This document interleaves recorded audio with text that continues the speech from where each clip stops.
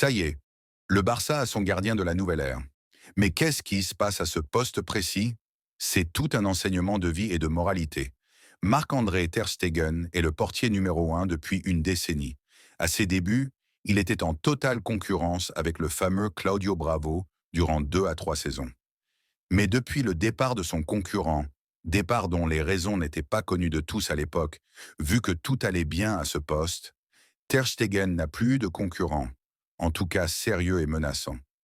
Reposer sur ses lauriers sans jamais se soucier, Ter Stegen est l'un des gros points noirs du Barça en Liga, mais surtout en Europe, sur une traversée de désert durant 8 années. Entre désillusion et humiliation répétitive, le Barça ne peut plus cautionner la médiocrité s'il veut retrouver son sommet d'antan. Et c'est dans ce processus que Joan Garcia, meilleur gardien de la Liga cette saison, fut braqué au rival espagnol pour consolider les acquis de la saison dernière en qualité sur chaque poste. Par ailleurs, en vérité, Ter Stegen n'aime pas la forte concurrence, en connaissance de ses agissements dans les médias. Joan Garcia a été signé pour être numéro 1, en rappelant que Chesney va continuer une saison de plus. Quel rôle alors pour Ter Stegen?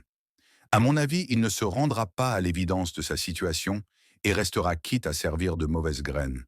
Mais il y a le facteur Coupe du Monde qui est en jeu. Que va-t-il vraiment faire? La première partie de saison nous éclaircira jusqu'au mercato hivernal.